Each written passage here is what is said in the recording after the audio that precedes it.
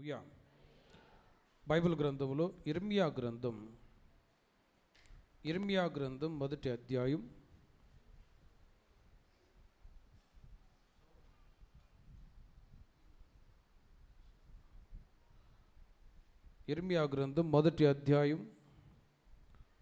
11, 12 వాక్యాలు చదువుకుందాం.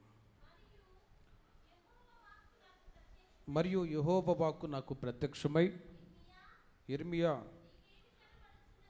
నీకేమి కనబడుచున్నదని సెలవిచ్చెను. అందుకు, బాదాము చెట్టు చువ్వ కనబడుచున్నదని నేననగా, నీవు బాగుగా కనిపెట్టితివి, నేను చెప్పిన వాక్యమును నెరవేర్చుటకు నేను ఆతురపడుచున్నాను అనేను. తమిళ్లో కూడా వాసుగా,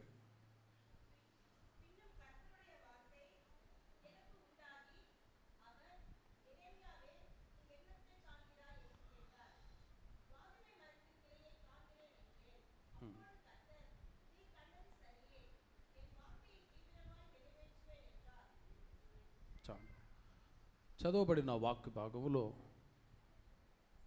ప్రవక్త అయినటువంటి ఇర్మియాతో దేవుడు మాట్లాడుతూ ఉన్నాడు. దేవుడు ఆనాడు తన ప్రజలతో మాట్లాడాలి అంటే through the servant of God, దేవుని సేవకుల ద్వారా మాట్లాడుతూ ఉండేవాడు, దేవుని దూతల ద్వారా మాట్లాడుతూ ఉండేవాడు. ఈ నూతన నిబంధన కాలంలో కూడా సంఘానికి వచ్చిన మీతో కూడా తన సేవకుని ద్వారా మీతో మాట్లాడుతూ ఉన్నాడు. ఆనాడు ఇర్మియా ప్రవక్తతో దేవుడు సెలవిస్తూ ఉన్నాడు. ఇర్మియా, నీకేమి కనబడుచున్నది అని అడిగినప్పుడు, బాదాము చెట్టు చువ్వ కనబడుచున్నది. ఈ మాటని ఇంగ్లీష్లో చదివినప్పుడు, I see a rod of an almond tree. అక్కడ కర్ర లేకపోతే బెత్తము అనే ఆ మాటలు పర్యాయ పదాలుగా బైబిల్లో వ్రాయబడ్డాయి. ప్రేమిన వర్లరా, ఇర్మియాతో దేవుడు అంటాడు, నీకేమి కనబడుచున్నదని సెలవిచ్చెను. అందుకు, బాదాము చెట్టు చువ్వ కనబడుచున్నది. నీవు బాగుగా కనిపెట్టేదివి, నేను చెప్పిన వాక్యము నెరవేర్చుటకు నేను ఆతురపడుచున్నాను అంటాడు. దేవుని ప్రజలైన వాళ్ళు, దేవుని చేత ఆశీర్వాదాన్ని పొందిన వాళ్ళు, రోజులు గడిచే కొలది, సంవత్సరాలు గడిచే కొలది దేవుని యొక్క ఆశీర్వాదానికి దూరమైనప్పుడు పరలోకములో ఉంటున్న దేవుడు ఏం చేస్తున్నాడంటే, ఈ బాదాము చెట్టు చువ్వ చూపించి, లేకపోతే ఒక కర్ర బెత్తాన్ని వాడి, తన ప్రజలు ఎందుచేత దేవుని యొక్క ఆశీర్వాదాన్ని కోల్పోయారో, దానికి కారణాలు ఏంటో, వీళ్ళు ఎందుచేత నా ఆశీర్వాదాన్ని పొందలేకపోతున్నారో దేవుడు వాక్యము ద్వారా సరిచేసి వాళ్ళని గద్దించి కొట్టి ఓ సరైన మార్గంలో నడిపించడానికి ఆనాడు దేవుడు ప్రవక్తల ద్వారా వాళ్ళతో మాట్లాడుతూ ఉండేవాడు. ప్రేమిన వర్లరా, పిల్లలు ఉన్నారు, వాళ్ళు సాధారణముగా కొన్ని తప్పులు పొరపాట్లు చేస్తూ ఉంటారు. ఆ సమయంలో ప్రతి తల్లిదండ్రి బెత్తాన్ని, కర్రని వాడాలి. తర్వాత మీకు చెప్తాను. ఈరోజు మీకు చెప్పబోయే విషయం ఏంటంటే, కర్ర, బెత్తము అనే ఆ మాటలు, బెత్తము లేక కర్ర. నీకేమి కనబడుచున్నది అని అంటే, బాదాము చెట్టు చువ్వ, ఇంగ్లీష్లో almond, I see a rod of almond rod అంటాడు. ఆల్మండ్ ట్రీ, బెత్తము, కర్ర అనే మాటలు వేరే వేరే బైబిల్లో పర్యాయ పదాలుగా భాషాంతరం చేయబడింది. దేవుని ప్రజలైన వాళ్ళు దేవుని చేత ఆశీర్వాదాన్ని పొంది ఉన్నారు. మరొక వైపు తప్పులు తెలియచేసి దేవుడు వారిని దండించి శిక్షించి ఓ సరైన మార్గంలో తన ప్రజలు నడిపిస్తూ ఉంటాడు. ఇశ్రాయేలు ప్రజలు ఐగుప్తు దేశంలో బానిసలుగా ఉన్నప్పుడు వాళ్ళు పెట్టినటువంటి మొరను బట్టి దేవుడు మోషేను పంపించి విడిపించాడు. అరణ్యయాత్రలో వాళ్ళు కొనసాగుతూ ఉన్నప్పుడు ఎన్నో ఇబ్బందులు, సమస్యలు ఎదురయ్యాయి.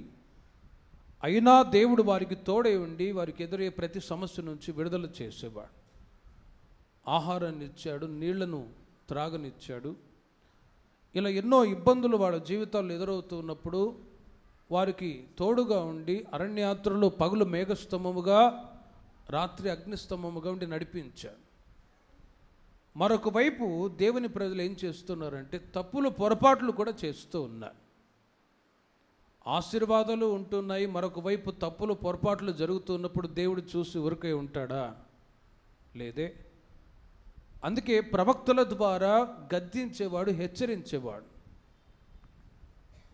కర్ర, బెత్తాన్ని వాడి వాళ్ళు చేసిన తప్పులను సరిచేయు నిమిత్తమై బెత్తముతో వాళ్ళని కొట్టి సరిచేసేవాడు.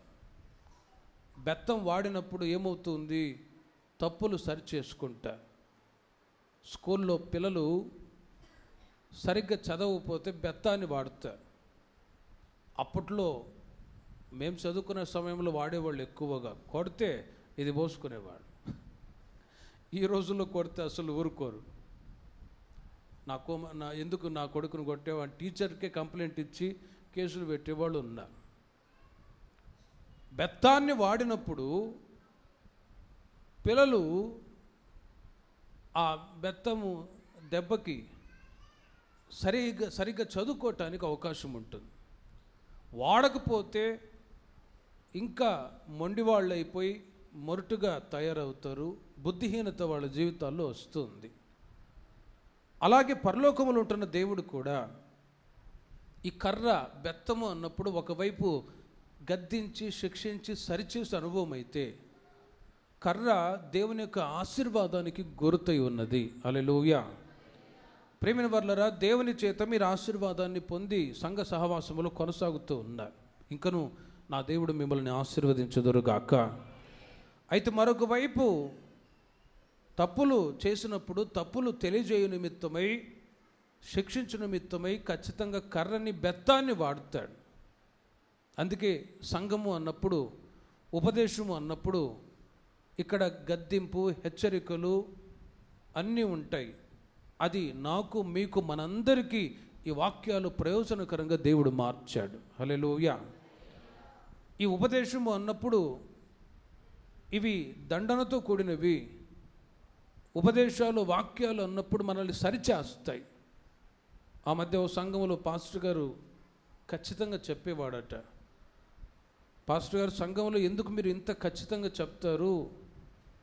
కొద్దిగా సర్దుకొని పోవచ్చు కదా, సంఘంలో ఎవరైనా పొరపాటు చేసినా, తప్పులు చేసినా సర్దుకొని పోవచ్చు కదా అని అన్నాడట.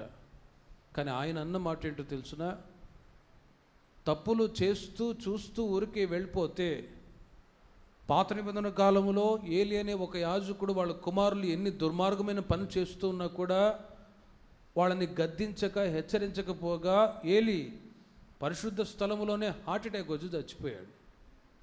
ఆ గతి నాకు కలుగుతుంది. అలాంటి పరిస్థితి నాకు కలగకుండా ఉండ నిమిత్తమై ఖచ్చితంగా నేను సంఘాన్ని గద్దిస్తాను. హల్లెలూయా. కర్ర సహాయము చేత, బెత్తము సహాయము చేత, ఉపదేశము ద్వారా ప్రజలను సరిచేస్తానన్నాడు. ఈ రోజుల్లో ఆ ఉపదేశాలు, ఆ వాక్యాల ద్వారానే ఇదిగో ఈరోజు వరకు మీరు ఆత్మీయంగా అభివృద్ధి చెందుతూ ఉన్నారు. ఇంకను నా దేవుడు మిమ్మల్ని ఆత్మీయంగా బలపరచుదురుగాక. గతంలో మీ జీవితాలు ఎలా ఉన్నాయి, ఇప్పుడు ఎలా ఉన్నాయో ఒక్కసారి ఆలోచించారు. రోజులు గడిచే కొలది, సంవత్సరాలు గడిచే కొలది, వాక్యాలు, ఉపదేశాలు వినే కొలది చెడుతనానికి, పాపానికి, తప్పిదానానికి దూరంగా ఉండి మీ పరిశుద్ధతను కాచుకొని ఇదన వరకు మీరు కొనసాగుతూ ఉన్నారు. ఇంకను నా దేవుడు క్రీస్తు యేసునకు కలిగిన ఆ మనస్సు మీకు అనుగ్రహించుదురుగాక. కానీ పొరపాట్లు చేసినప్పుడు by the word of God, వాక్యము చేత సరిచేస్తాడు. ఆ సమయంలో శుద్ధ మనసుతో మీరు వాక్యాన్ని అంగీకరించినట్లయితే ఆ వాక్యం మనల్ని పరలోక రాజ్యానికి తీసుకెళ్ళునుగాక. ప్రియమైన వారలారా, ఈ బెత్తము, ఈ కర్రని గురించి బైబిల్లో ఒక 4-5 చోట్ల చదివాను. ఒక 4 విషయాలు మీకు క్లుప్తంగా చెప్పి నేను ముగిస్తాను. బెత్తము, కర్ర అనేది ఒకటి గద్దింపు, శిక్షించటానికి ఉపయోగిస్తే సరిచేయటానికి ఉపయోగిస్తే, మరొక వైపు దేవుని యొక్క ఆశీర్వాదాలకు కూడా గుర్తై ఉన్నది. సామెతల గ్రంథం 10వ అధ్యాయము 13వ వాక్యాన్ని మీరు గమనించండి. సామెతల గ్రంథం 10వ అధ్యాయం 13వ వాక్యములో, వివేకుని పెదవుల యందు జ్ఞానము కనబడును, బుద్ధిహీనుని వీపునకు బెత్తమే తగును అని వ్రాయబడి ఉంది. బుద్ధిహీనుడు ఎవరంటే తన జీవితంలో అనేక తప్పులు చేస్తూ ఉంటాడు. వాడు బుద్ధిహీనుడు. బుద్ధిహీనుడు ఎవడంటే దేవుడు లేడు అని చెప్పేవాడు బుద్ధిహీనుడు. Foolish people. బుద్ధిహీనుని వీపునకు బెత్తమే తగును. బుద్ధిహీనుడు తన జీవితంలో అనేక తప్పులు చేస్తూ ఉంటాడు. అయితే కర్ర అతని జీవితంలో తిరిగి తెలివిని ఇస్తూ ఉంది. దేవునికి మహిమ కలుగును గాక. బుద్ధిహీనంగా ఉన్నప్పుడు అతని వీపుకి బెత్తాన్ని వాడి కొడితే ఆ బుద్ధిహీనత నుండి మలుకుంటాడు. లేకపోతే బుద్ధిహీనత ద్వారా పాపాలు చేస్తూనే ఉంటాడు. నాకు తెలిసిన ఒక విశ్వాసి ఉన్నాడు, ఆయన డాక్టర్. ఒకసారి సడన్గా హాస్పిటల్కి వెళ్ళాను. ఆయన సిగరెట్ తాగుతూ ఉన్నాడు. సడన్ నన్ను చూసి, బ్రదర్, ఈ సిగరెట్ని మానలేకపోతున్నాను అని ఒప్పుకున్నాడు. బుద్ధి, తెలివి, జ్ఞానం ఉంది, కానీ ఆ సిగరెట్కి బానిస అయ్యాడు. దాన్ని వదిలిపెట్టలేని పరిస్థితుల్లో కొద్ది రోజుల తర్వాత అతనికే క్యాన్సర్ వచ్చింది. ఆ తర్వాత ట్రీట్మెంట్ తీసుకున్నాడు, బాగుపడ్డాడు. మరలా కొద్ది రోజుల తర్వాత చనిపోయాడు. ఎందుకు ఈ మాట చెప్తున్నానంటే, బుద్ధి ఉంది. బుద్ధిహీనత వలన చేసేటువంటి తప్పిదాల వలన ఇబ్బందులు తెచ్చిపెట్టుకుంటారు. చివరికి మరణమే జరుగుతూ ఉంది. అందునిమిత్తమే మన బుద్ధిహీనత సరిచేయబడి నిమిత్తమై దేవుడు బెత్తాన్ని వాడుతూ ఉన్నాడు. హల్లెలూయా. గతములో మీ పరిస్థితి ఎలా ఉన్నది, ఇప్పుడు ఎలా ఉన్నారో ఆలోచించండి. అప్పుడప్పుడు కొంతమంది అంటారు, అయ్యా బుద్ధిహీనత, అప్పుడు తెలివి లేదు నాకు, అందుకే భయంకరంగా త్రాగి నాకున్న డబ్బంతా ఆ త్రాగుడికి పెట్టేసి నష్టపరుచుకున్నాను. ఇప్పుడు ఆలోచిస్తే ఎంత డబ్బు నష్టపరిచాను అని ఇప్పుడు నాకు తెలివి వచ్చిన తర్వాత అనుకుంటున్నాను అంటాడు ఓ సహోదరుడు. బుద్ధి లేనప్పుడు విచ్చలవిడిగా త్రాగి నాకున్న డబ్బంతా ఖర్చు చేశాను, ఇప్పుడు తెలివి వచ్చిన తర్వాత అదే డబ్బు ఉన్నట్లయితే నేను ఇల్లు కట్టుకునేవాడిని టౌన్లో అని అంటాడు. బుద్ధిహీనత ఉన్నప్పుడు నష్టాలు, ఇబ్బందులు, సమస్యలు. కానీ బుద్ధి వచ్చిన తర్వాత ఏం జరుగుతుంది? బుద్ధి వచ్చిన తర్వాత మంచిగా బ్రతకాలి, సంపాదించుకోవాలి, దీవెనకరంగా కొనసాగాలి అనే ఆలోచనలు వస్తాయి. కానీ బుద్ధిహీనత ద్వారా ఎన్నో నష్టాలు. అందుకే ప్రియమైన వర్లరా, క్రీస్తును ఎరక్కమునపు, ఈ మందిరానికి రాకమునపు ఒకవేళ మీరు కూడా బుద్ధిహీనమైన పరిస్థితుల్లో ఉన్నారేమో, కానీ ఆ బుద్ధిహీనత నుండి విడిపించి ఇదిగో మిమ్మల్ని బుద్ధివంతులుగా దేవుడు మార్చాడు. దేవునికి మహిమ కలుగును గాక. ఆ బుద్ధి వచ్చిన తర్వాతే పాప క్షమాపణ, రక్షణ పొందుకొని బాప్తిసం తీసుకొని సంఘానికి మీరు వస్తూ ఉన్నారు. ఆ బుద్ధి దేవుడు మీకు అనుగ్రహించాడు కాబట్టి చెడుతనానికి దూరంగా ఉండి వాక్యం అనే బెత్తాన్ని, కర్రను వాడి దేవుడు మిమ్మల్ని సరిచేసి ఈ సంఘానికి ప్రభు తీసుకుని వచ్చారు.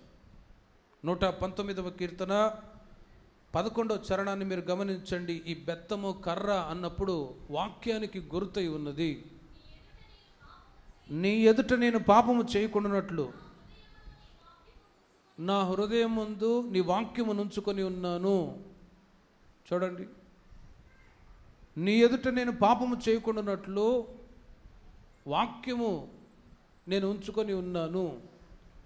వాక్యం మన జీవితాలని సరిచేస్తూ ఉంది.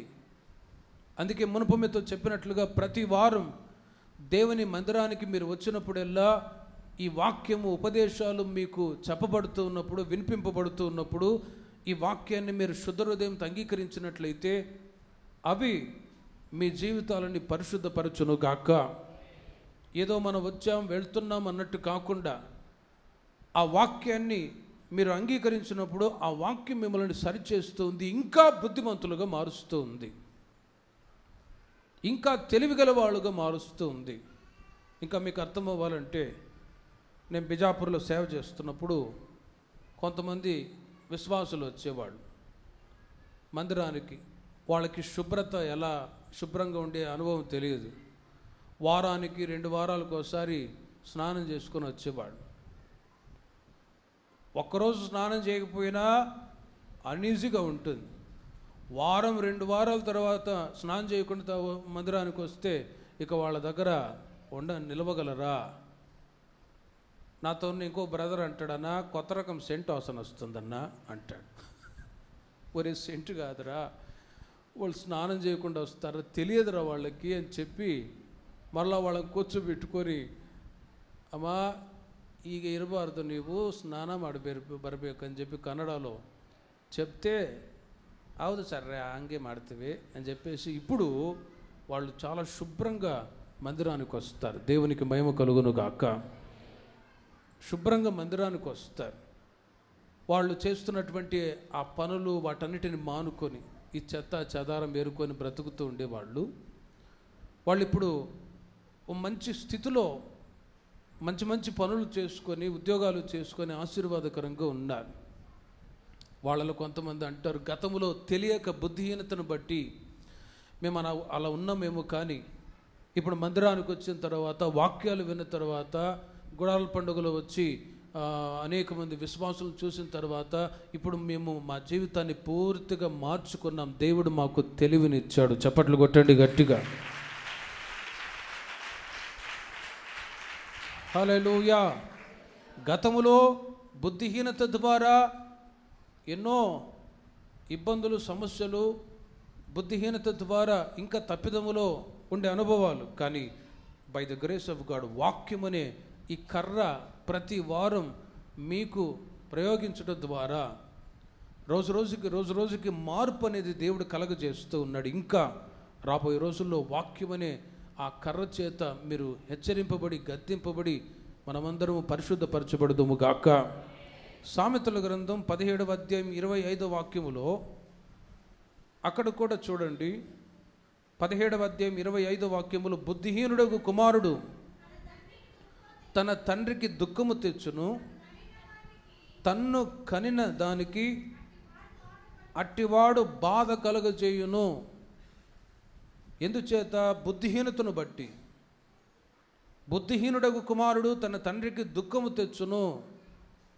ఉదాహరణకి తప్పిపోయిన కుమారుని గురించి మీకు చెప్తాను. లూకాసు వార్త 15వ అధ్యాయము 17వ వాక్యం నోట్ చేసుకోండి, తర్వాత మీరు చదువుకోనండి. అక్కడ తండ్రికి 2 కుమారులు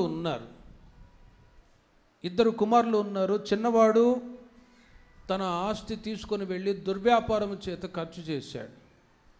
వేశ్యలతో సహవాసం చేసి తిని త్రాగి సుఖిస్తూ విచ్చలవిడిగా బ్రతుకుతూ తండ్రి యొక్క ఆస్తి అంతయు కూడా నష్టపరిచాడు. తనకున్న ఆస్తి అంతయు కూడా నష్టపోయిన తర్వాత తినటానికి ఆహారం కూడా లేని పరిస్థితి. ఆకలి ఆకలి ఆకలి అని ఆ చిన్న కుమారుడు అల్లంత దూరాన చూస్తే పందులు పొట్టుమేస్తూ ఉన్నాయి. సరే, అక్కడికైనా వెళ్ళి ఆ పొట్టేని తిని బ్రతుకుదామా, ఆకలి తెచ్చుకుందామని అక్కడికి వెళ్ళి వీడి మూతి పెట్టాడు. ఆ పందులు అనుకున్నాయి, మాకే ఆహారం లేకుండా వస్తుంటే ఇదేదో కొత్త రకం పంది వచ్చిందని. మాకే ఆహారం లేదు. ప్రియమైన వారలారా, బైబిల్లో రాయబడి ఉంది, ఆ మాటను చూడండి. బుద్ధి వచ్చినప్పుడు చాలు. బుద్ధి వచ్చినప్పుడు రిపెంట్. బుద్ధి వచ్చిన తర్వాత, అరే మా తండ్రి ఇంట పని మనుషులకే విస్తారమైన ఆహారం ఉంది కదా, పని మనుషులే వాళ్ళు కడుపు నిండా తిని సుఖంగా ఉన్నారు కదా, మా పరిస్థితి ఏంటి అని చెప్పి, నా పరిస్థితి ఇలా మారిపోయిందని చెప్పి బుద్ధి వచ్చిన తర్వాత తన జీవితాన్ని మార్చుకున్నాడు. తిన్నగా తండ్రి దగ్గరికి వచ్చి తాను చేసిన పొరపాట్లన్నీ ఒప్పుకోవాలనుకున్నాడు. కానీ తండ్రి ప్రేమ కలిగిన వాడు కాబట్టి ఆ కుమారుని హత్తుకొని ముద్దు పెట్టి అతన్ని చేర తీసెను. హల్లెలూయా. ప్రియమైన వారలారా, బుద్ధిహీనత ద్వారా కొన్ని పొరపాట్లు గతంలో జరిగి ఉండవచ్చు. కానీ బుద్ధి వచ్చిన తర్వాత మరలా పొరపాట్లు తప్పిదాలకి చోటు ఇవ్వకుండా మిమ్మల్ని మీరు జాగ్రత్త చేసుకొందురుగాక. ప్రతి ఒక్క వ్యక్తి పాపాలు, తప్పిదాలు, పొరపాట్లు చేస్తారు, ఏది బుద్ధిహీనతను బట్టి. కానీ బుద్ధి వచ్చిన తర్వాత పొరపాటు చేస్తే దానికి క్షమాపణ లేదు అని పత్రికల్లో వ్రాయబడి ఉంది. అందుకే బుద్ధిహీనతను బట్టి చేసిన పొరపాట్లకు క్షమాపణ ఉంటుంది, కానీ బుద్ధి వచ్చిన తర్వాత చేసే పొరపాట్లకు అసలు క్షమాపణ ఉండదు. వాళ్ళని నూతన పరచుట అసాధ్యమని బైబిల్ చెప్తూ ఉంది. ఒకవేళ ఆధ్యాత్మిక జీవితంలో ఈ తప్పిపోయిన కుమారుని వలె మీరు ఎక్కడైనా దిగజారిపోయి ఉంటే ఈ మాటను బట్టి మిమ్మల్ని మీరు పరిశుద్ధపరచుకొందురుగాక. మరలా తిరిగి తండ్రి యొద్దకు వచ్చి, అయ్యా నేను చేసిన పొరపాటు క్షమించయ్యా అని మీరు మీ మనస్సాక్షిని పరిశుద్ధంగా ఉంచుకున్నారనుకో, మంచి ఆరోగ్యాన్ని నా దేవుడు మీకు అనుగ్రహించుదురుగాక. మిమ్మల్ని ప్రభు ఆశీర్వదించుదురుగాక. ఆ తప్పిదాలన్నీ అలాగే దాచుకొని పాపం వెంబడి పాపాన్ని, తప్పిదాల వెంబడి తప్పిదాలని కూర్చుకున్నట్లయితే ఆశీర్వాదాన్ని దేవుని ప్రజలు పొందలేరు. అందుకే కర్ర బెత్తాన్ని వాడి దేవుని ప్రజలైన మనల్ని సరిచేస్తూ ఉన్నాడు. బుద్ధిహీనుడకు కుమారుడు తన తండ్రికి దుఃఖాన్ని తెచ్చును. ఆదికాండం 49వ వాక్యములో యాకోబుకి 12 మంది కుమారులు ఉన్నారు. వాళ్ళలో 2 గురించి యాకోబు పలుకుతున్న మాటలు మీరు చూడండి. ఆదికాండం 49వ అధ్యాయము 5వ వాక్యం. షిమ్యోను, లేవి అనువారు సహోదరులు, వారి ఖడ్గములు బలాత్కారపు ఆయుధములు.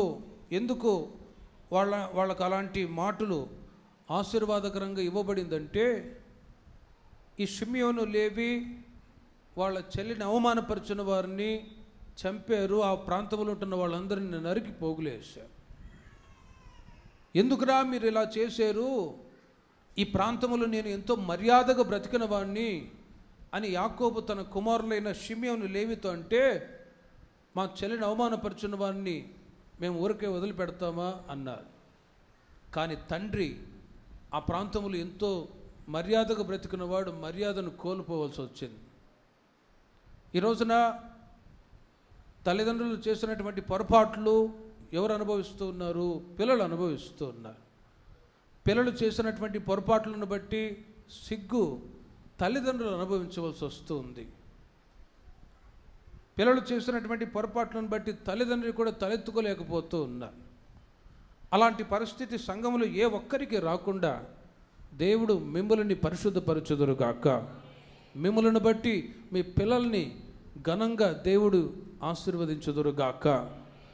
బుద్ధిహీనత ద్వారా ఎన్నో పొరపాట్లు జరుగుతూ ఉంటాయి. కానీ బెత్తమనే కర్ర అనే వాక్యము ప్రతి వారం సరిచేస్తూ ఉన్నప్పుడు ఆ వాక్యానికి మీరు అప్పచెప్పినట్లయితే తెలివి, జ్ఞానం అధికంగా మీలో పెరుగునట్లు నా దేవుడు సహాయం చేయునుగాక. సామెతల గ్రంథం 26వ అధ్యాయం 3వ వాక్యాన్ని చూడండి. ఇంకొక మాట చెప్తాను. గుర్రమునకు చెబుకు, గాడిదకు కళ్ళెము, మూర్ఖుల వీపునకు బెత్తము. ఆ మాటను మీరు చూడండి. మూర్ఖుల వీపునకు బెత్తము, గుర్రమునకు చెబుకు, గాడిదకు కళ్ళెం. ఇవి లేకపోతే గాడిద మాట వింటుందా? కంట్రోల్లో ఉంటుందా? ఉండదు. గుర్రమునకు చెబుకు వాడాలి. దాన్ని చెబుకు సహాయముతో కొట్టి కంట్రోల్లో పెడితే తప్ప అది నిలవదు, లేకపోతే పారిపోయేది. గాడిదకి కూడా కళ్యాణి వాడతారు. అదేవిధంగా మూర్ఖుల వీపునకు బెత్తము. ఒకటి బుద్ధిహీనుని వీపునకు బెత్తమైతే, ఇక్కడ మూర్ఖుల వీపునకు బెత్తము. ఈ మూర్ఖులు ఎవరో తెలుసునా? మునుపు మీతో చెప్పినట్లుగా దేవుడు లేడని చెప్పేవాళ్ళు మూర్ఖులు. ఇంకా మానసిక కొరతలు కలిగిన వ్యక్తులు మూర్ఖులు. ఇంకా మూర్ఖులు ఎవరో తెలుసునా? లూకాసు వార్త 12వ అధ్యాయము 20వ వాక్యములో మీరు గమనించినట్లయితే ఒక ధనవంతుడు ఉన్నాడు. ఆ సంవత్సరం విస్తారమైన ఆస్తి, పంటలు పండించుకొని ఆస్తిని సమకూర్చుకొని ఓ పాట పాడుతున్నాడు. నా ప్రాణమా తినుము త్రాగుము సుఖించుము ఎంజాయ్. రాత్రి వచ్చి దేవుడు అంటాడు, ఒరే ఈ రాత్రి నీ ప్రాణమును అడుగుచున్నాను, నీవు సంపాదించినవన్నీ ఎవరి వగునో. చూడండి, వీడు వెర్రివాడు. ఆ మాటను చూడండి 20వ వాక్యంలో. అయితే దేవుడు వెర్రివాడా, చాలు చాలు, వెర్రివాడా. ఎవరు దేవుని దృష్టిలో వెర్రివాళ్ళు, మూర్ఖులంటే ఈ లోకం కావాలని కోరుకున్నవాడు, స్వంత మార్గాల్లో నడిచేవాళ్ళు మూర్ఖులు. ఈ లోకం కావాలని కోరుకున్న వాళ్ళు, మనుషుల యొక్క టార్గెట్ ఏమని అడిగితే డబ్బు సంపాదన, తినాలి త్రాగాలి సుఖించాలని వీటి మీదే మనసు ఉంటుంది. అయితే ఆ ధనవంతుడితో ప్రభు అంటున్నాడు, ఇదిగో ఈ రాత్రి నీ ప్రాణం పోతే నీవు సంపాదించనువని ఎవరి వగునో. ఈ రోజున దేవుని ప్రజలైన మనం వేటి మీద ఆశ పెట్టుకుని ఉన్నామో ఆలోచించండి. డబ్బు ఉంటే సంతోషం, డబ్బు లేకపోతే దుఃఖం. ఇంట్లో అన్నీ ఉంటే సంతోషం, లేకపోతే దుఃఖం. ఎందుకు చేసుకున్నావు నువ్వు నన్ను అని అంటుంది భార్య. ఒక ఇంట్లో విజిటింగ్కి వెళ్ళాను, ఇంట్లో సరిగ్గా రేషన్ లేదు. ఎందుకు చేసుకున్నావయ్యా అట్టున్నప్పుడు అని నా ముందే అంటుందా.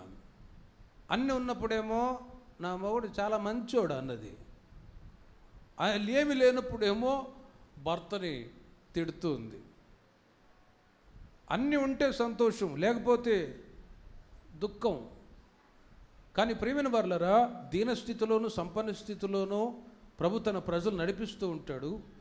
కొన్నిసార్లు అన్నీ ఇచ్చి చూస్తాడు, ఇవ్వకే చూస్తాడు. కానీ ఎల్లవేళలా ప్రభువులో మనం ఆనందించుదుముగాక.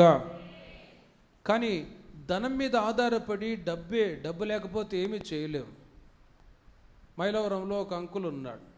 అంకుల్ అంటారు కాబట్టి నేను కూడా అంకుల్ అన్నా. అంకుల్ కాదులే ఆయన అంటాడనో, లెక్క ఉండాలన్నా, ఏదైనా లెక్క ఉంటేనే నువ్వు మందిరం స్థలం కొంటావు.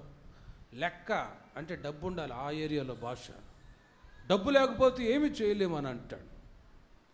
కానీ బైబిల్లో రాయబడి ఉంది, డబ్బు అవసరమే, కానీ ధనము సమస్త విధములైన కీడులకు మూలము. డబ్బు అధికంగా ఉందనుకో నిద్ర పట్టుతుందా?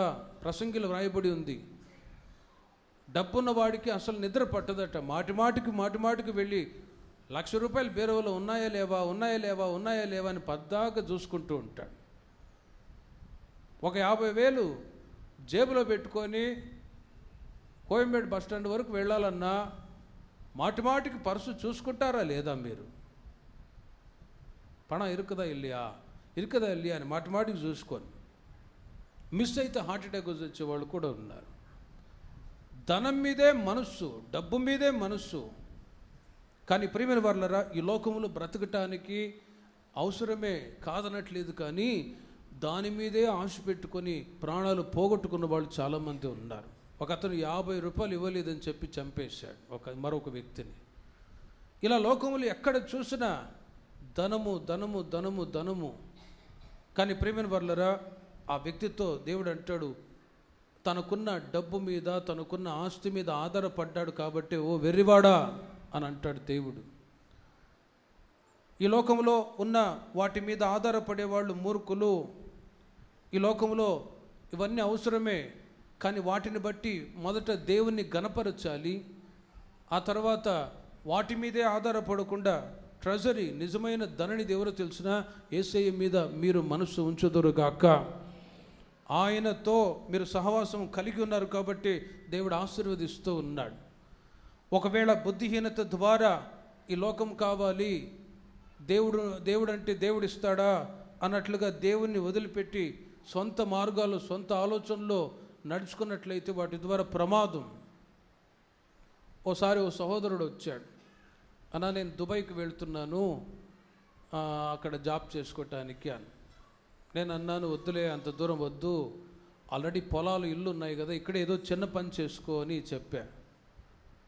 కానీ అతను వినలేదు. ఓ ₹10,000 బ్రోకర్కి ఇచ్చి ఓ పాస్పోర్టు అప్లై చేసుకున్నాడు, వచ్చింది, వెళ్ళిపోయాడు. వెళ్ళిన ఒక 3-4 నెలల తర్వాత అతని యొక్క డెడ్ బాడీ ఇండియాకి పంపించారండి. ఆ కంపెనీలో ఎవరితో గొడవ పడితే వాళ్ళు చంపేసి 1 నెల తర్వాత ఆ బాడీని ఇండియాకి పంపించారు వాళ్ళ ఇంటికి. బోరుమని ఏడ్చారు ఆ కుటుంబస్తులందరూ. ఇంకా సంపాదించాలి, ఇంకా సంపాదించాలి, ఇంకా సంపాదించాలని వాటి మీదే మనసు పెట్టుకుని వాళ్ళు ఇబ్బందులు పాలవుతారు. అందుకే సామెతల్లో ఒక మాట ఒక భక్తుడు అంటాడు, ప్రభువా ఎక్కువ ధనం వద్దయ్యా, ఎక్కువ ధనం ఉందనుకో ఒకవేళ నిన్ను మర్చిపోతానేమో, గర్విష్ఠుడనై అహంకారపడి దేవుడు లేడు దేవుడు లేడు అని అంటానేమో. గనుక అధికమైన డబ్బు వద్దు, అధికమైన పేదరికము వద్దు. పేదరికం వస్తే ఆహారం లేకుండా తట్టుకోలేని పరిస్థితుల్లో దొంగతనం చేసి నీ నామానికి అవమానం తెస్తానేమో. కాబట్టి పేదరికము వద్దు, అధికమైన ధనము వద్దు, ఓ సమానమైన మిడిల్ క్లాస్ ఫ్యామిలీగా ఉన్నట్లు సహాయం దయచే అంటాడు. ఓ మధ్యతరగతి అనుభవంలో మధ్యతరగతి కుటుంబాలుగా జీవించే వాళ్ళే ఆశీర్వాదకరంగా ఉంటారు. దేవునికి మహిమ కలుగును గాక. అధికమైన వాటి యందు గొప్ప వాటి యందు మనసుంచి వాళ్ళు ఇబ్బందులు పడుతూ ఉంటారు. కొన్నిసార్లు గుడిసెల్లో కొంతమంది విశ్వాసులు ఉంటారు అక్కడక్కడ ఆంధ్రాలో. వాళ్ళ ఇళ్ళకు వెళ్ళి చూస్తే 7, 8, 9 అయినా తలుపులన్నీ తీసిపెట్టి ఉంటారు. ఏంటమ్మా తలుపులు తీసిపెట్టారు అని అంటే, ఏమున్నాయా 2 బోకులు తప్ప, తీసుకెళ్ళిన దొంగ తీసుకెళ్ళిన హాయిగా ఆ పూటకి వెళ్తారు, పని చేసుకొని వచ్చిన 500 రూపాయల్లో 1 కేజీ బియ్యము పప్పు అవి తెచ్చుకుంటారు, హ్యాపీగా నిద్రపోతారు. కానీ ధనం కలిగిన వాళ్ళకి నిద్ర పట్టదని రాయబడి ఉంది. ప్రేమిన వర్లరా, ఏదేమైనా కూడా దేవుడు మీకు ఇచ్చిన స్థితిని బట్టి దేవుణ్ణి గణపరచుదురుగాక. దీన స్థితిలో ఉన్నా కూడా దేవుణ్ణి మీరు గణపరచుదురుగాక. అయితే ఆ ధనవంతుడు దేవుని దృష్టిలో వెర్రివాడుగా మారాడు. సామెతల గ్రంథం 1వ అధ్యాయము 7వ వాక్యాన్ని మీరు చూడండి.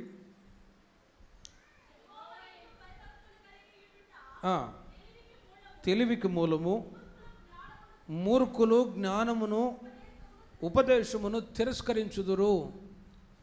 ఇంకా లోతుగా ఆ వాక్యాన్ని ధ్యానిస్తే ఎన్నడూ మారని వాళ్ళు మూర్ఖులండి. ఎన్నడూ మారని వాళ్ళు మూర్ఖులు. ఎన్ని సంవత్సరాలు చర్చకొచ్చినా, ఎన్ని వాక్యాలు విన్నా గుండె మీద నీళ్లు పోసినట్టే. గుండె మీద నీళ్లు పోస్తే ఆగుతాయా? ఆగవు. ఎన్ని సంవత్సరాలు మందిరానికి వచ్చినా దెర్ ఇస్ నో స్పిరిచువాలిటీ. 20 సంవత్సరాలు చర్చకు వచ్చారు, మేమా 10 సంవత్సరాలు 20 సంవత్సరాలు. ఇదిగో యేసన్న గారితో పాటు ఫోటో తీసాం, మంచిదే. యేసన్న గారు ఎత్తుకున్నారు, మంచిదే. కానీ ఆత్మీయత ఎక్కడుంది? ఒక్కసారి ఆలోచించండి. ఎన్ని సంవత్సరాలు మందిరానికి వచ్చాం, మేము ఎంత దేవునికి ఇచ్చాం, ఎంత సహాయం చేశామనేది ముఖ్యం కాదు. ఆత్మీయతను దేవుడు కోరుకుంటూ ఉన్నాడు. హల్లెలూయా. ఎన్నడూ మారని వాళ్ళు మూర్ఖులు. వాళ్ళు జ్ఞానాన్ని, ఉపదేశాన్ని తిరస్కరిస్తారు. అయితే మూర్ఖత్వం లేని వాళ్ళు ఉపదేశాన్ని, వాక్యాన్ని విన్నప్పుడు వెంటనే తమను తాము రిన్యూ చేసుకుంటారు. ఓహో, నేను ఇలా నా జీవితాన్ని మార్చుకోవాలి, నా బ్రతుకులో మార్పు రావాలని ఆ మూర్ఖతనములో నుండి బయటకు వస్తారు. లేకపోతే వాళ్ళు మూర్ఖులై ఉంటారు. ప్రేమిన వర్లరా, అందుకే సామెతల గ్రంథం 23వ అధ్యాయము 13, 14 వాక్యాల్లో ఆ మూర్ఖత్వము అనేది చిన్న వయసు నుండి తొలగించబడాలి. బాలులను శిక్షించుట చూడండి మాను కొనకుము అంటాడు. బెత్తముతో వాని కొట్టిన ఎడల వాడు చావకుండును, బెత్తముతో వాని కొట్టిన ఎడల పాతాళమునకు పోకుండా వాని ఆత్మను నీవు తప్పించదువు అంటాడు. ఈ మూర్ఖత్వం అనేది, ఈ బుద్ధిహీనత అనేది చిన్నప్పటి నుండే తొలగించబడాలి. అందుకే మీకు పిల్లలు ఉన్నారు, పిల్లలు కలిగిన వాళ్ళు మీ పిల్లల్ని చిన్న వయసు నుండియే వాళ్ళని సరైన విధంగా మీరు శిక్షించుదురుగాక. మొక్కై వంగనిది మానై వంగున. చిన్న వయసు నుండియే బాలులను శిక్షించుట మానుకొనకుము. కొడితే వాడు చావడు. పిల్లల్ని కొడితే చేస్తారా? అమ్మా నానా అని పరిగెడతారు అంత దూరం. మరలా పరిగెత్తుకొని వచ్చి మమ్మీ సాపాడేరు కదా అని అంటుంది. ఆ పిల్ల పసి ఎడుకుది అని అంటుంది. పిల్లలు చూడండి, కొడితే ఎందుకు చేస్తారు? నా ముద్దుల కొడుకు, నా ముద్దుల కూతురు అని చెప్పి ఎక్కించుకున్నారనుకో, వాళ్ళే మీకు శత్రువులు అవుతారు. వాళ్ళే మీకు శత్రువులు అవుతారు. ప్రేమించడం ఒకవైపు, శిక్షించడం కూడా మరి అంతే.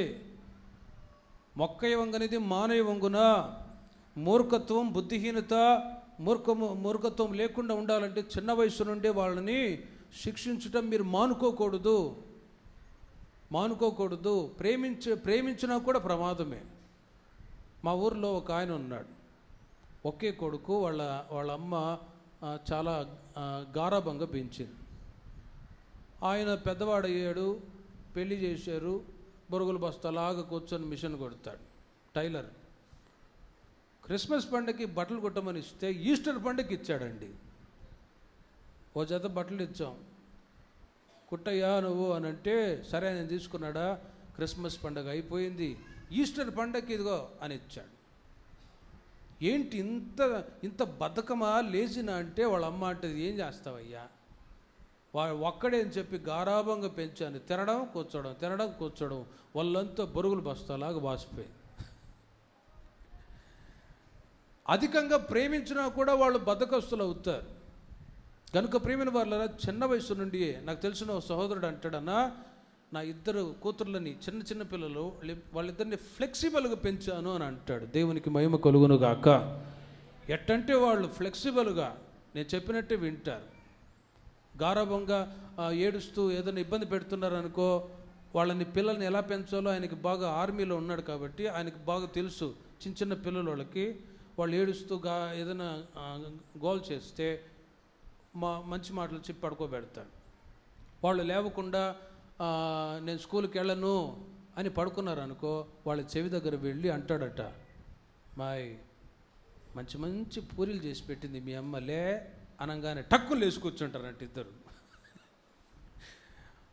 పిల్లల్ని ఫ్లెక్సిబుల్గా పెంచానన్నా అని అంటాడు ఆయన. హల్లెలూయా.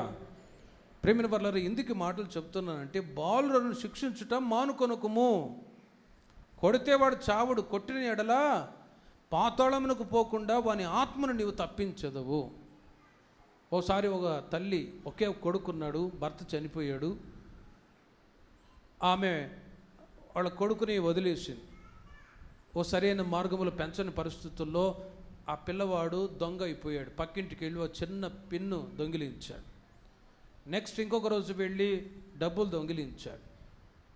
ఆమె ఎంత దొంగతనం చేస్తూ ఉన్నా కూడా గద్దించకపోగా వాడు పెరిగి పెద్దవాడి గజదొంగగా మారిపోయాడు. జైల్లో వెళ్ళాడు. అక్కడ వెళ్ళి చూడటానికి వెళ్తే వాడు అన్నాడు, నీ ద్వారానే నా బ్రతికిలా మారిపోయింది. చిన్న వయసులోనే నన్ను గద్దించి ఉంటే నేను ఇలా దొంగగా మారి ఉండేవాడిని కాదు, జైల్లో పడి ఉండేవాడిని కాదని చెప్పి గొంతు పీసి చంపేశాడు. ఎందుకు? చిన్న వయసులో వాళ్ళని గద్దించినప్పుడు పెద్దవాళ్ళైన తర్వాత శత్రువులు అవుతారు. ఓసారి ఓ తల్లిదండ్రులు ఏడ్చుకుంటూ వృద్ధాప్యంలో ఉన్నవాళ్ళు వచ్చి బాధపడుతూ ఉన్నారు. ఏమైందమ్మా, ఎందుకు ఏడుస్తున్నారంటే, వాళ్ళకి ఊర్లో మంచి ఆస్తి ఉంది, ఇల్లు పొలాలన్నీ ఉన్నాయి. ఇద్దరు కొడుకులైతే వాళ్ళిద్దరిని చాలా మంచిగా చూసుకున్నారు, చదివించారు. కాలేజీకి వెళ్ళిన తర్వాత త్రాగుడు అలవాటు నేర్చుకున్నారండి. ఆ అలవాటు చేత వాళ్ళకున్న ఆస్తి అంతా కూడా అమ్ముకున్నారు ఇద్దరు కొడుకులు. సరే పెళ్లి చేస్తే మారుతారా అని చెప్పి పెళ్లి చేస్తే ఇంకా ఎక్కువైపోయింది. వాళ్ళ భార్యలు కూడా వెళ్ళిపోయారు, తట్టుకోలేక టార్చర్ పెడుతూ ఉన్నారని. వాళ్ళు వచ్చి ఏడుస్తారన్నా, మేము మా పిల్లల్ని ప్రేమించి గారాబంగా చూసుకోవడమే మాకు ఇప్పుడు ప్రమాదమైంది, ఆ ఉన్న ఇల్లు కూడా అమ్మి వేస్తాను, మీరు వెళ్ళిపోండి అని చెప్పి తరిమేశారు. మాకు ఎక్కడ తోచని పరిస్థితుల్లో అని బాధపడుతూ ఉన్నారు. ఇలా అక్కడక్కడ కొంతమంది విశ్వాసుల్లో కూడా బాధపడ్డ వాళ్ళు ఉన్నారు. కాబట్టి మీరు బాధ అనుభవించకుండా ఉండనిమిత్తమై మీ పిల్లల్ని ఓ సరైన క్రమంలో మీరు పెంచుదురుగాక. ఇది నేను చెప్పే మాటలు కాదు, బైబిల్ చెప్తూ ఉంది. బాలులను శిక్షించుట మానుకొనకుము. సామెతల గ్రంథం 22వ అధ్యాయము 15వ వాక్యంలో మీరు చూడండి. బాలుని హృదయములో మూఢత్వము స్వాభావికముగా పుట్టును, శిక్షాదండము చేత, చూడండి, శిక్షాదండము వాడినప్పుడు ఆ యొక్క మూర్ఖత్వము, ఆ బుద్ధిహీనత అనేది దాని నుండి తొలగిపోతూ ఉంది. చిన్నప్పుడు మాకు ఇంగ్లీష్ మాస్టర్ ఉండేవాడు, షడ్రక్ మాస్టర్. ఆయన ఇంగ్లీష్ టీచర్. ఆయన ఇంగ్లీష్ అనగానే అందరికీ ఇది పడతాయి. అప్పటికే ఒకడు భయపడిపోయి, చెప్పరా ఎలిఫెంట్ స్పెల్లింగ్ చెప్పరా అంటాడు. ELEPHENT అనేసి రాకపోగా ఇక్కడ కొడతాడండి, రోల్తో ఇక్కడ కొడతాడు, వేళ్ళన్నీ వాసిపోతాయి. చెప్పరా అని అంటాడు. చెప్పరా అనేసి ఎవరు రాకపోగా అందరూ దడబుట్టిపోతారు. దెబ్బలు తినేవాళ్ళు ఎక్కువ. కొందరైతే స్కూలే మానేస్తారు. మమ్మీ నేను నాన్న మేము స్కూల్కి వెళ్ళను అని చెప్పి. ఆ దెబ్బలు తట్టుకోలేక నేను కూడా భయపడిపోయి బైహర్ట్ చేసేవాడిని. ఒక 20 words, ఒక 20 పదాలు బైహర్ట్ చేసి చెప్పాలి, లేకపోతే చెతకబాతాడు అంతే. దున్నపోతును కొట్టినట్టు కొడతాడు. ఆ రోజుల్లో, ఈ రోజుల్లో లేదు, పిల్లల్ని శిక్షించే అనుభవం తగ్గింది స్కూల్లో. ఆ రోజుల్లో మామూలు కొట్టేవాళ్ళు కాదు. ఆ దెబ్బకి కొద్ది గొప్ప ఇంగ్లీష్ నేర్చుకోవడానికి దేవుడు సహాయం చేశాడు. హల్లెలూయా. ఆ దెబ్బలకి తట్టుకోలేక నాతో ఉన్న పిల్లలు, ఫ్రెండ్స్ అందరూ మానేశారు స్కూల్. ప్రియమైన వారలారా, శిక్షాదండము చేత 13వ అధ్యాయం 24వ వాక్యాన్ని చూడండి. శిక్షాదండము ఒకటి అవసరం. మరొక వైపు కుమారుని ప్రేమించువాడు బెత్తము వాడని వాడు, తన కుమారునికి విరోధి. కుమారుని ప్రేమించువాడు వానిని ఖచ్చితంగా శిక్షిస్తాడు. మీ పిల్లల్ని మీరు ప్రేమిస్తున్నారా? శిక్షించండి. అలాగే పరలోకములుంటున్న దేవుడు కూడా. ఇప్పటి వరకు నేను భౌతికంగా తండ్రి పిల్లల మధ్యలో ఉన్న అనుబంధాన్ని గురించి, శిక్షించే అనుభవాన్ని గురించి చెప్పాను. కానీ ఆత్మీయంగా ధ్యానించినప్పుడు యేసయ్య నమ్ముకున్న ప్రారంభ దశలో నుండియే ఆ శిక్ష అనేది వాక్యము ద్వారా దేవుడు తన ప్రజలైన మనకు దేవుడు అనుగ్రహిస్తూ ఉన్నాడు. ఎక్కడ మార్పు చెందని స్వభావాలు ఉన్నాయో మార్పు చెందేటట్లుగా, మూర్ఖత్వం తొలగిపోయేటట్లుగా దేవుడి సంఘ సహవాసాన్ని ఇచ్చాడు. ఒకటి, వాక్యం అనే కర్రవాడి బుద్ధిహీనత తొలగిపోతే, రెండవదిగా మూర్ఖత్వం తొలగిపోవటానికి సంఘ సహవాసం, సేవకుల సహవాసాన్ని ఇచ్చాడు. ప్రతిసారి సేవకుల సహవాసము, ఈ సంఘ సహవాసానికి మీరు చేరి వచ్చినప్పుడెల్లా మూర్ఖత్వములో నుండి మీరు విడుదల పొందేటట్లు నా దేవుడు ఇంకను సహాయం చేయునుగాక. రోజులు గడిచే కొలది, సంవత్సరాలు గడిచే కొలది ఈ మూర్ఖత్వం అనేది పరిపూర్ణంగా తొలగించబడు నిమిత్తమే దేవుడు ఇక్కడికి తీసుకొస్తూ ఉన్నాడు. ఇంకా మూర్ఖత్వంతో, బుద్ధిహీనత ద్వారా చేసే పొరపాట్లు ఏంటో వాటిని సరిచేస్తూ ఉన్నాడు. ప్రేమిన వారలారా, ప్రభు యొక్క రాకడ సమీపిస్తుంది కాబట్టి దేవుడు గద్దించినప్పుడు, శిక్షించినప్పుడు ఆయన ఎదుట శిరస్సు వహించి ఆయన వలె సంఘముగా ఉన్న మనమందరము కూడా మార్పు చెందుదుము గాక. లేకపోతే మార్పు చెందకపోతే ప్రభు యొక్క రాకడలో సంఘమై ఉన్న మనం ఎత్తబడలేము. 23వ కీర్తన 4వ చరణాన్ని చూడండి. ఇక్కడ ఇది ఒక కర్ర. ఈ కర్ర ఇది ఏ కర్ర తెలుసిన? ఆదరించే దొడ్డు కర్ర. 23:4 గాఢాంధకారపు లోయలో నేను సంచరించినను, ఏ అపాయమునకు భయపడను, నీవు నాకు తోడై ఉందువు, నీ దొడ్డు కర్రయు నీ దండమును నన్ను ఆదరించును. గొర్రెల కాపర్లు ఉన్నారు, గొర్రెలు ఉన్నాయి, చెదిరిపోతూ ఉన్నప్పుడు ఆ దొడ్డు కర్ర సహాయము చేత ఆ గుంపులో చేరుస్తారు కాపర్లు గొర్రెల్ని. ఎక్కడైనా ముళ్ళలో చిక్కుపోయి ఉన్నా కూడా ఆ కాపరి ఆ గొర్రెని ఆ ముళ్ళ పొదల నుండి తీసి జాగ్రత్త చేస్తాడు. ముఖ్యముగా ఆ దొడ్డు కర్ర సహాయము చేత ప్రతి కాపరి దగ్గర ఒక కర్ర ఉంటుంది. ఆత్మీయంగా ఆ కర్ర, ఆదరించే కర్ర దేవుడు సంఘమై ఉన్న మీకు అనుగ్రహించి ఉన్నారు. హల్లెలూయా.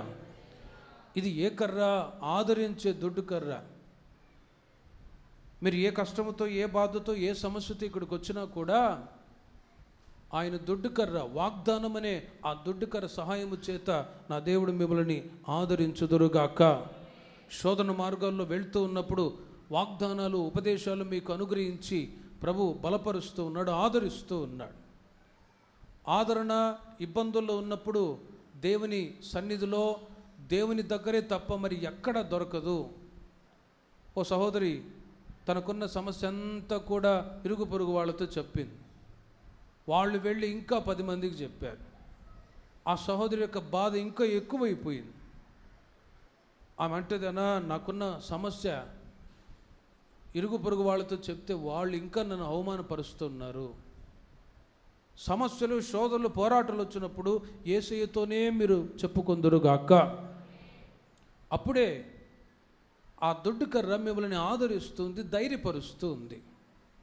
కొన్నిసార్లు సేవకుల దగ్గర కూడా ఏవి చెప్పాలో ఏవి చెప్పకూడదో తెలియదు కొంతమందికి. అవసరమైనయే చెప్పాలి, అవసరమైనయే మాట్లాడాలి, అంతే. అనవసరమైన విషయాలు చెప్పకూడదు. ఓసారి ఓ సహోదరి తాను చేసిన పొరపాట్లు, తప్పిదాలన్నీ నేను అడగలేదు కానీ ఆమె చెప్తూ వచ్చింది. ఇలా నా జీవితంలో ఫెయిల్యూర్స్ వచ్చాయన్నా, అదొచ్చాయన్నా, ఇదొచ్చాయన్నా అన్నీ చెప్పుకున్నదా. చివరికి నా గురించి ఏమని అనుకున్నారేమో అని చర్చి మానేసింది. నేనేమనుకుంటాను. అందుకే ప్రియమైన వారలారా, సేవకుల దగ్గర ఏ విషయాలు చెప్పాలో అవే మీరు చెప్పండి, అంతకు మించి ఏవి చెప్పని అవసరమే లేదు. హల్లెలూయా. సాధ్యమైనంత వరకు మీ పర్సనల్ ప్రాబ్లమ్స్ని దేవునితో చెప్పాలి, దేవునితో చెప్పాలంతే. సేవకులతో కూడా చెప్పని అవసరమే లేదు. ఏవి చెప్పాలో ఏవి చెప్పకూడదు, కొన్నిసార్లు మా గురించి ఏమనుకుంటున్నారో అన్నట్లుగా కొందరు వాళ్ళకు వాళ్ళే కుమిలిపోయి ఆత్మీయ జీవితంలో బలహీనులై దేవునికి దూరమైన వాళ్ళు కూడా ఉన్నారు. అందుకే ఆనాడు హన్నా దేవుని మందిరానికి వచ్చినప్పుడు దేవుని చేత ఆదరణ పొందుకున్న నిమిత్తమై ఆయన దేవుని సన్నిధిలో కన్నీళ్లు విడిచి ప్రార్థన చేసింది. ఆ స్థలంలో ఆమె చేసిన ప్రార్థనకి దేవుడు జవాబిచ్చి ఆమె కన్నీటిని దేవుడు నాట్యముగా మార్చెను. హల్లెలూయా. అక్కడ ఉన్న ఆయన కూడా అనుకున్నాడమ్మా, త్రాగేసి వచ్చి మత్తుతో ఉండి ప్రార్థన చేస్తున్నావా? లేదయ్యా, నేను మత్తుతో ఉండి ప్రార్థన చేసుకోలేదు. మీరు పాత విశ్వాసులు కాబట్టి చెప్తున్నాను, ఏదే సమస్య, ఏదే ఇబ్బందులు మీరు ఎదురవుతున్న మొదట యేసయ్యతోనే మీరు మాట్లాడి మీకున్న సమస్యని పరిష్కారం చేయుదురుగాక. పర్సనల్గా ఏవి ఎవరితో పంచుకోకుండా మీరు దేవునితో పోరాడి ప్రార్థించినప్పుడు దేవుడు మిమ్మల్ని పరిశుద్ధపరచుదురుగాక. ఆయన ద్వారానే మీరు ఆదరించబడుదురుగాక. ఆయన దొడ్డు కర్ర, ఇది ఆదరించే కర్ర. ఎన్నో సమస్యలు, ఇబ్బందులు కుటుంబాల్లో ఉంటాయి. కానీ ప్రేమిన వర్లరా, దేవుని చేతనే మీరు ఆదరించబడాలని కోరుకోవాలి. వాళ్ళు ఆదరించలేదు, వీళ్ళు ఆదరించలేదు అంటే మనుషులు ఆదరణ కొంతవరకే, ఏం కాదులేమ్మా అని అంటారు. అంతకు మించి ఇంకేమనగలరు? కానీ యేసయ్యే ఆదరణకర్తగా నీకు ఉండును గాక. సంఖ్యాకాండం 17వ అధ్యాయము 7-8 వాక్యాల్లో మోషే వారి కర్రలను సాక్ష్యపు గుడారములలో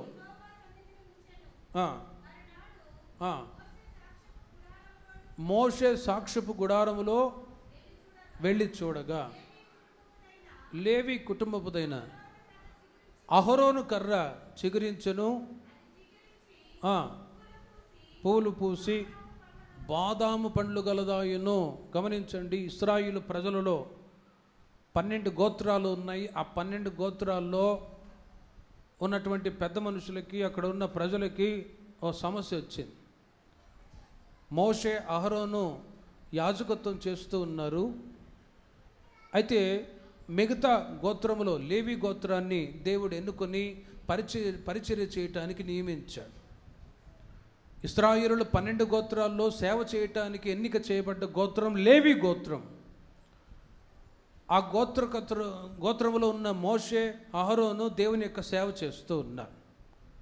అయితే మిగతా గోత్రములో ఉంటున్న కొంతమంది అంటారు, మోషే, అహరోను మీరు మాత్రమే సేవ చేయొచ్చా, మేము చేయకూడదా? మీరేనా, మీతోనే దేవుడు మాట్లాడతాడా, మాతో మాట్లాడ్డా? మీరేనా గొప్పవాళ్ళు, మేం కాదా అని కొంతమంది ఎదురు తిరిగారు. అప్పుడు మోషే అంటాడు, సరే నేను గొప్ప నేనే అని మీరు అనుకుంటున్నారు కదా, రండి తేల్చిపోవాలి. ఈ రోజున 12 గోత్రాలలో ఒక గోత్రానికి ఒకటి చొప్పున ఒక కర్ర తీసుకురండి. 12 కర్రలను తీసుకొచ్చారు. ఆ కర్రలన్నిటిని తీసుకొచ్చి పరిశుద్ధ స్థలంలో దేవుని మందిరంలో పెడితే ఉదయానికి ఏ కర్ర అయితే చిగురుస్తుందో, చిగురించి పుష్పించి బాదాము ఫలాలు ఇస్తుందో అది దేవుని చేత ఏర్పరచబడిన కర్ర. హల్లెలూయా. దేవుడే తేలుస్తాడు. నేను గొప్ప, నేను గొప్ప, నేను గొప్ప అని మీరు అనుకుంటున్నారు కదా. లేవి గోత్రములో యాజకత్వం చేయటానికి మమ్ములని దేవుడు ఏర్పాటు చేశాడు కాబట్టి మేము యాజకత్వం చేస్తాం. మీరు నేను గొప్ప అంటున్నారు కాబట్టి రండి అని అంటే, ఆ 12 గోత్రాలలో 12 గోత్రానికి ఒక్కొక్క కర్ర తీసుకొచ్చి పరిశుద్ధ స్థలంలో ఉంచితే రాత్రంతా ఆ కర్రలు దేవుని సన్నిధిలో ఉన్నాయి. తెల్లవారుచు ఉండగా ఉదయానికే ఈ లేవి గోత్రములో అహరోను కర్ర అది చిగురించి పుష్పించి బాదాము పండ్లనిచ్చాను. హల్లెలూయా. అప్పుడు మిగతా గోత్రికులందరికీ అర్థమైపోయింది, ఓహో లేవి గోత్రాన్ని దేవుడు ఎన్నిక చేసుకున్నాడని. అహరోను, మోషే వీళ్ళు యాజకత్వం చేయవలసిన వాళ్ళని చెప్పి ఒప్పుకున్నారు. ప్రియమైన వారలారా, సంఘ సహవాసములో కూడా మీరు ఎలాంటి ప్రవర్తనలో ఉన్నారో ఆలోచించండి. నేను గొప్ప, నేను గొప్ప, నేను గొప్ప అనే అనుభవంలో ఉన్నారా, లేక యేసయ్య వలె మిమ్మల్ని మీరు తగ్గించుకునే అనుభవంలో ఉన్నారా? ఓసారి ఒక ఆయన అన్నాడు, గతంలో చెప్పాను, అన్నా మీరు నన్ను వాడుకోవట్లేదు సేవలో అన్నాడు.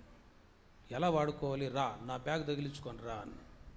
ఉదయం ఉపవాస ప్రార్థనలు, సాయంత్రం మీటింగులు, నా వెంబడి తిరిగాడు మరో సతికిలు పడి అలాగే అన్నా రాలేనన్నా. 9 అయితే సార్లు వాళ్ళ భార్య ఫోన్ చేసిద్ది, వస్తున్నానుండ భాషణ దగ్గర ఉండన్నా.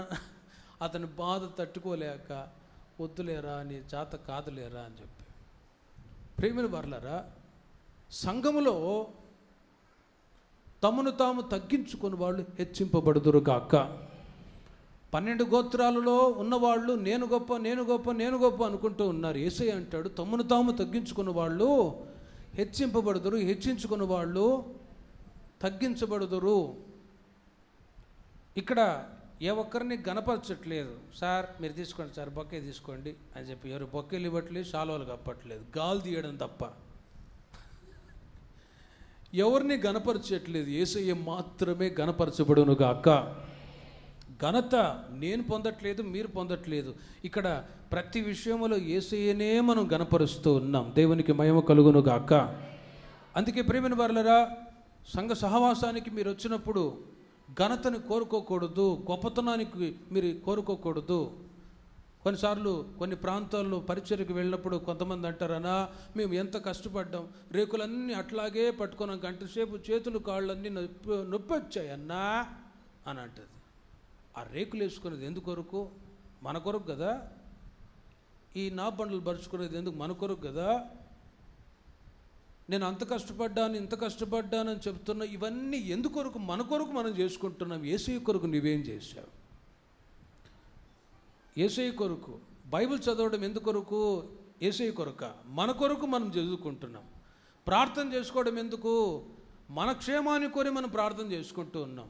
మందిరానికి మనం ఎందుకు వస్తున్నాం? మన క్షేమాన్ని బట్టి దేవుని దగ్గర అడిగి మేలులు పొందడానికి మనం వస్తున్నాం. మన కొరకు మనం చేసుకున్న కార్యాలు, ఈ సౌండ్ సిస్టమ్ పెట్టి, ఈ టేబుల్లు పెట్టి, మైకులు తీసుకొని వాక్యాలు చెప్పడం, ఇవి మన కొరకు మనం చేసుకుంటున్నవి. ఇందులో ఏ గొప్పతనము లేదే. కానీ దేవుడు కోరుకుంటున్నది ఏంటో తెలిసినా, మీరు ఫలించాలి, పుష్పించాలి, ఫలించాలి, అభివృద్ధి చెందాలి. దేవునికి మహిమ కలుగును గాక. భౌతికమైన కార్యాలు రెండు, అది సెకండ్. శాస్త్రులు ఫరిసయ్యులతో యేసు ప్రభువారు అంటారు, ఇదిగో శాస్త్రులారా, ఫరిసయ్యులారా, సున్నముగొట్టిన సమాధుల వలె మీరు ఉన్నారు. నీతిని న్యాయాన్ని విడిచిపెట్టారు. దశంభాగాలు ఇస్తూ ఉన్నారు, కానుకలు ఇస్తూ ఉన్నారు, పరిచర్య చేస్తున్నారు, అన్నీ చేస్తున్నారు. ఓకే, ఇవి కాక నీతిని న్యాయాన్ని విడిచిపెట్టారు, వాటిని మానక వీటిని చేయుడి అంటాడు. శాస్త్రులు పరిచయులు ఉన్నారు, వాళ్ళు గొప్పతనాన్ని కోరుకునే వాళ్ళు, హయ్యర్ పొజిషన్లో ఉండాలి, మేమే ఘనంగా ఉండాలని కోరుకునే వాళ్ళు. వాళ్ళతో అంటాడు యేసయ్య ఏమని, ఇదిగో మీరు పుదీనాలోను, జీలకర్రలోను, ఉప్పులోను, పప్పులోను అన్నిట్లో దశంభాగాలు ఇస్తున్నారు, మంచిదే. కానీ నీతి న్యాయం లేదు.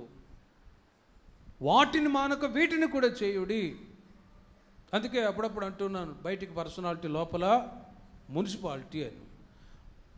లోపల బయట పటారం, లోన లొటారం అంటారు ఇంగ్లీష్లో. తమిళ్లో ఇంకా మీరే ట్రాన్స్లేషన్ చేసుకోండి ఏంటో మరి. అలా కాకుండా ప్రియమైన వారులారా, పైకి భక్తి గల వారి వలె కాకుండా భక్తి యొక్క శక్తిని ఆశ్రయించువారుగా ఈ రోజుల్లో మనం ఉందము గాక. దేవుడు భౌతికమైన వాటిని కోరుకోవట్లేదు. భౌతికంగా మనము ఎన్ని చేసినా అవి సెకండ్. కానీ ఫస్ట్ దేవుడు కోరుకుంటున్నది ఏంటో తెలుసిన? ఎన్నో సంవత్సరాలుగా మీరు దేవుని మందిరానికి వస్తూ ఉండగా మీరు ఆత్మీయతలో మీరు ఇంకా అభివృద్ధి చెందుదురుగాక. ఆత్మీయ జీవితంలో మీరు చిగురించి పుష్పించి ఫలాలు ఇవ్వాలి. సంవత్సరాలు గడిచే కొలది ఫలభరితమైన జీవితాన్ని దేవుడు ఎదురు చూస్తున్నాడు. ఫలించని ప్రతి చెట్టు నరికివేయబడును. గొడ్డలి చెట్ల వేరున ఉంచబడింది. యజమానుడు అంటూ ఉన్నాడు, ఇదిగో ఈ చెట్టు నరికేద్దాం. ఓ ద్రాక్ష తోట ఉంది. ద్రాక్ష తోటలో ఒక అంజూరపు చెట్టు ఉంది. అంజూరపు చెట్టును చూచిన ఆ యజమానుడు, ఇదిగో 3 సంవత్సరాల నుంచి ఫలాలు ఇవ్వట్లేదు, ఈ చెట్టు నరికేద్దాం. కానీ తోటమాలి అంటాడయ్యా, ఈ సంవత్సరం కూడా ఉండనిమ్ము, లేకపోతే నరికేద్దాం. ఇంతవరకు దేవుడు మనకు ఆయుష్ని ఇచ్చాడు, ఆరోగ్యం ఇచ్చాడు, ఆశీర్వదిస్తూ ఉన్నాడు, క్షేమాన్ని దయచేశాడు. ఎందుకో తెలుసునా? క్రీస్తులో మనం ఫలించాలని. హల్లెలూయా. క్రీస్తులో ఆత్మ సంబంధమైన మందిరముగా మనం కట్టబడాలని. యేసుక్రీస్తు ప్రత్యక్షమైనప్పుడు ఆయన ముఖదర్శనాన్ని చూచే గుంపులో ఉండాలని కోరుకున్నవాడై ఇదిగో ఈ సంఘ సహవాసాన్ని ప్రభు మిమ్మల్ని తీసుకొని వచ్చాడు. కనుక భౌతికమైన వాటి కొరకు ప్రాకులాడకుండా, భౌతికమైన ఘనత, భౌతికమైనటువంటి గొప్పతనాలు, భౌతికమైన వాటి గురించి ఆలోచించకుండా నేను సంఘములో ఇంకా ఆత్మీయంగా ఎదగాలి, నా పిల్లల్ని భక్తిలో పెంచాలి. అందుకే సండే స్కూల్కి కూడా ఏర్పాటు చేశాం. ఎందుకంటే పిల్లలు ఆ సండే స్కూల్లో చెప్పే దేవుని యొక్క మాటలు, ఆ పాటలు నేర్చుకొని వాళ్ళు పెద్దవాళ్ళు అయిన తర్వాత మీకు ఆశీర్వాదకరంగా ఉండాలని. హల్లెలూయా. భారం కలిగిన వాళ్ళు పంపిస్తారు, బుద్ధి చెప్తారు, లేని వాళ్ళు ఏం చేస్తారు? వదిలేస్తూ ఉన్నారు. కానీ ప్రియమైన వారులారా, మిమ్మల్ని బట్టి మీ పిల్లల్ని నా దేవుడు ఆశీర్వదించుదురుగాక. మిమ్మల్ని బట్టి మీరు ప్రార్థించేవాళ్ళు, వాక్యం చదివేవాళ్ళు, ఆత్మీయంగా అభివృద్ధి చెందేవాళ్ళు అయితే మిమ్మల్ని బట్టి మీ పిల్లలు కూడా, వాళ్ళు కూడా చిన్న వయసు నుండి ఉన్నతమైన స్థితిలో ఆత్మీయంగా ఎదుగుదురుగాక. 27వ కీర్తన 4వ చరణములో 27వ కీర్తన 4వ చరణములో దావీదు అంటాడు, యెహోవా యొద్ద ఒక్క వరం అడిగి తిని దానిని నేను వెతుకుచూ ఉన్నాను. యెహోవా ప్రసన్నతను చూచుటకును ఆయన ఆలయంలో ధ్యానించుటకును నా జీవితకాలం అంతయు నేను యెహోవా మందిరములో నివాసము చేయగోరుదును. ప్రియమైన వారులారా, సంఘానికి వచ్చిన మీరు చిగురించి పుష్పించి ఫలాలు ఇవ్వాలంటే దేవుని మందిరములో కర్ర పెట్టబడ్డట్టుగా మీరు ఇలాగే ప్రతి వారం దేవుని మందిరానికి మీరు వచ్చుదురుగాక. గతంలో చెప్పినట్లుగా మరి ఒకసారి చెప్తూ ఉన్నాను, ఒక్క దినము దేవుని సన్నిధిలో గడుపుట 1000 దినాల కంటే శ్రేష్టమైనది. ఆ కర్రలు దేవుని సన్నిధిలో పెట్టబడ్డాయి కాబట్టి ఆ కర్రలు, చాలా కర్రలు ఉన్నాయి. 12 కర్రల్లో ఈ అహరోను కర్ర మాత్రమే చిగురించింది. మరి మీరు ఫలభరితమైన వ్యక్తులుగా దేవుని సన్నిధిలో ఉన్నారా, లేక ఎండిపోయిన కర్రలుగా ఉన్నారా? మీకు మీరు ఆలోచించండి.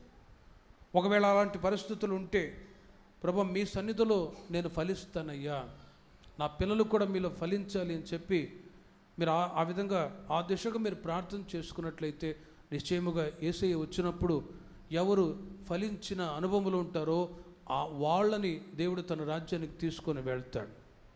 అట్టి కృప నా దేవుడు మనందరికీ దయచేయునుగాక. ప్రార్థన చేసుకో.